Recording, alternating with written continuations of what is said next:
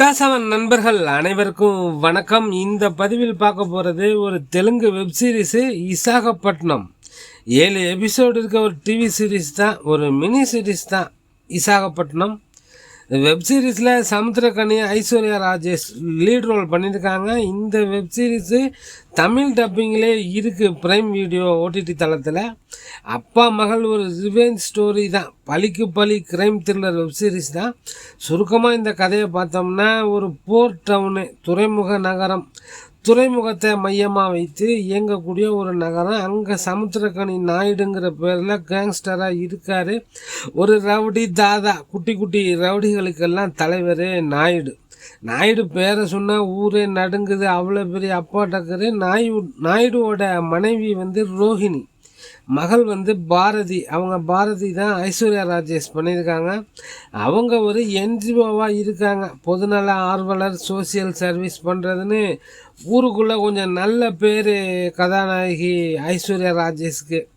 மகள் பாரதி இந்த நாயுடுக்கு தெரிய வருது, நம்ம தான் எவ்வளவோ பாவம் பண்ணிட்டு இருக்கோம், மகளாவது நல்லது பண்ணட்டும்னு கண்டும் காணாமல் இருக்கார். அதுக்காக மகள் மேலே அவருக்கு ஒன்றும் பாசம்லாம் கிடையாது. இவங்க வீட்டில் ஒரு கார் டிரைவரும் இருக்கார், சூரியனு பேர். இந்த சூரியும் நாயுடு மகள் பாரதியும் காதலிக்கிறாங்க. காதல்னது இது ஏதோ காதல் கதைன்னு நினைக்க வேணாம், முழுக்க முழுக்க க்ரைம் மூவி தான், குற்ற சம்பவங்கள் தான் படம் சீரீஸ் முழுவதும். நாயுடுக்கு ஒரு நம்பிக்கையான விசுவாசமான கணக்கப்புள்ள இருக்கார், கோட்டையான்னு பேர்.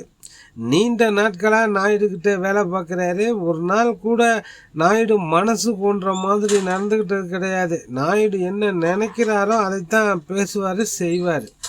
இவருக்கு ஒரு மகன், கோட்டையாவுக்கு ஒரு மகன் சேகர்னு பேர். சேகருக்கு ஒரு ஆசை, இல்லை ஒரு பெரிய ஆசை, எப்படியாவது நாயுடு மகள் பாரதியை கல்யாணம் பண்ணி நாயுடு இடத்த பிடிக்கணும், இந்த சிட்டியை நம்ம கண்ட்ரோல் பண்ணணும். அதுக்கு நாயுடுவோட நம்பிக்கையை பெற்று எம்எல்ஏவாகி நாயுடு மகளையும் கல்யாணம் பண்ணிட்டோம்னா அப்புறம் இந்த சிட்டி நம்ம கண்ட்ரோல் தான் அப்படிங்கிறது தான் கணக்கப்புள்ள மகன் சேகரோட லட்சியமாக இருக்குது. இந்த லட்சியத்தில் அவர் 50% தாண்டிட்டார். கிட்டத்தட்ட நாயுடுவோட ரைட் ஹேண்டாக வலம் வர்றாரு. அந்த ஊரில் யார் கவுன்சிலர், யார் மெம்பருங்கிற தீர்மானிக்கிற இடத்துல இருக்கார், யார் ஜெயிக்கணும் யார் தோக்கணும்னு பஞ்சாயத்து யூனியன்லலாம். இவர் சேகருக்கு நாயுடு மகள் பாரதி காதலிக்கிறாங்க. அவங்க ஏற்கனவே சூரியன் ஒருத்தரை காதலிக்கிறாங்க. இவர் கணக்கப்புள்ள மகன் சேகரையும் காதலிக்கிறாங்க, இல்லை காதலிக்கிற மாதிரி நடிக்கிறாங்க. இவர் சேகர் நினச்ச மாதிரி தான் காரியங்கள் எல்லாமே நடக்குது. இதுக்கு நடுவில் நரேஷ் அகஸ்தியானு ஒரு ஆட்டோக்காரன், அவருக்கு அந்த ஊரில் கவுன்சிலர் ஆகணும்னு ஆசை. கவுன்சிலர் ஆகி அவங்க ஊருக்கு நல்லது பண்ணணும்னு நினைக்கிறாரு நரேஷ். நாயுடுவை மீறி எப்படி ஒரு தருணத்தில் நாயுடுவே ஒத்துக்கிறாரு, உன்னை கவுன்சிலர் ஆக்குறேன்னு. ஆனால் அவரோட அடிப்பூடிகள் சில்லற பயல்களுக்கு ஒத்துக்க மாட்டேங்கிறாங்க, பிடிக்கல. புதுசாக வந்தவனுக்கு கவுன்சிலர் சீட்டா, அப்போ நாங்கள்லாம் இத்தனை வருஷமாக இங்கே என்ன பிடிங்கிட்டா இருந்தோம் அப்படின்னு நாயுடு மேலே கோவப்பட்டாலும் அவரை எதிர்த்து ஒன்றும் பண்ண முடியாது இல்லையா.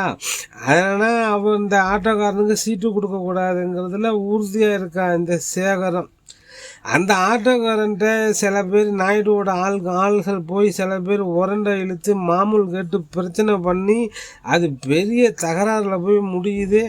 இப்படி ஆட்டோக்காரனுக்கும் நாயுடுவுக்கும் தீராத பகையே உண்டாயிடுது. நாயுடு ஆட்களால் அந்த நரேஷ் அவங்க குடும்பத்துலேயுமே உயிர் சேதமும் ஏற்படுது. 15 வருஷத்துக்கு முன்னாடி நாயுடு அந்த ஊருக்கு கூலி வேலைக்கு வந்தவர் தான். ஒரு கொலையை பண்ண ஆரம்பித்து கொள்ளை, கடத்தல்னு தேவைப்பட்ட அடிக்கடி கொலைன்னு எல்லா குற்ற சம்பவங்களும் செஞ்சு ஒரு சாம்ராஜ்யத்தையே உருவாக்கி இருக்காரு சமுத்திரக்கனி, அவர் தான் நாயுடு. இப்போ இந்த இடத்துக்கு பல பேர் போட்டி போடுறாங்க. அதில் நாயுடுவோட மகளும் இருக்காங்க. அடுத்த டானா இந்த ரவுடி கும்பலுக்கு தலைவராக யார் வரணுங்கிறது தான் இந்த சீரீஸோட மொத்த கதை. அடுத்த டானா நம்ம தான் ஆகணும், நாயுடு இடத்த பிடிக்கணும் அப்படின்னு ஆசைப்படுறாங்க நாயுடுவோட மகள் பாரதி வரைக்கும். இந்த கதை இன்னும் முடியல. சீசன் 2ல் தான் இன்னும் பல சம்பவங்கள் இருக்குது. சீசன் 1ல் நாயுடு கதை முடிஞ்சது, அதோடு நிறுத்திருக்காங்க. இந்த சீசனில் நாயுடுவோட கதை முடிஞ்சிடுது. கதாநாயகிக்கெலாம் வேலையே இல்லை, எல்லோருமே வில்லன்கள் தான். நாயுடுவின் நோக்கம் என்ன, அவர் எதை நோக்கி போகிறாருன்னு புரியல. தன்னை விட வயதில் மூத்த ஒருவருக்கு தன் மகளை திருமணம் செஞ்சு வைக்கிறாரு. அதெல்லாம் ஏன்னு தெரியல. இன்ஸ்பெக்டராக சுனில் வர்றாரு, வர்மானு பேர். அவர் கேரக்டரில் ஒரு ட்விஸ்ட் இருக்குது. அவரும் நாயுடு வேட்டைக்கு தான் அந்த ஊருக்கு ட்ரான்ஸ்ஃபர் வாங்கிட்டு வந்திருக்காரு. முழுக்க நாயுடுவான சமுத்திரக்கனியை சுற்றி தான் இந்த கதை நகருது. சமுத்திரக்கனியின் நடிப்பு வேறு லெவல், சும்மா மிரட்டி விட்டுருக்காரு. போர் டவுனில் நடக்கக்கூடிய பவர் பாலிட்டிக்ஸ் தான். நாயுடு வீழ்த்தப்பட்டு அடுத்த டானாக யார் வந்தா இப்படிங்கிறத நிறைய விஷயங்களை சொல்லக்கூடிய சீரீஸ் தான். அப்பா பொண்ணு அவங்களுக்குள்ளே நடந்த சம்பவங்கள், அப்பாவை மீறி அப்பா மீது ஒரு வெறுப்பு வருது அவங்களுக்கு. அவங்க அப்பா மகள் அவங்கள என்ன பிரச்சனை, என்ன சம்பவம் நடந்தது, என்ன ஆனது, அதாவது சமுத்திரக்கனி மனைவிக்கு என்ன ஆனது, அவங்க ரோஹிணிக்கு என்ன ஆனது, இதுக்கப்புறம் ரிவெஞ்ச் எடுக்க இதுக்காக ரிவெஞ்ச் எடுக்க மகள் முடிவு பண்ணி களத்தில் இறங்குறாங்க. 1990 காலகட்டத்தில் இந்த கதை நடக்கிற மாதிரி செட்டப்பில் எடுத்திருக்காங்க. ரத்தம் தெளிக்கக்கூடிய வன்முறை காட்சிகள் சீரீஸில் இருக்குது. ஆபாச காட்சிகள்னு பெருசாக ஒன்றும் இல்லை. ஆனால் எல்லோரும் பார்க்கக்கூடிய வெப் சீரிஸ் தான். ஒரு க்ரைம் த்ரில்லர், ஒரு போர் டவுனில் நடக்கக்கூடிய க்ரைம் த்ரில்லர் வெப் சீரிஸ் தான்.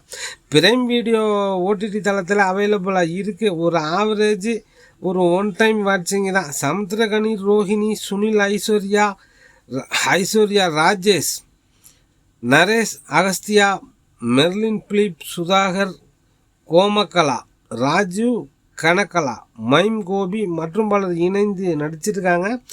இயக்கம் டைரக்ஷன் கெர்ரி பிஹெச் அவர் தான் டைரக்ட் பண்ணியிருக்காரு. பார்க்கணுன்னு நினைக்கிறவங்க பாருங்கள். டெல்டா 7 நண்பர்களுக்கு நன்றிகள் பல.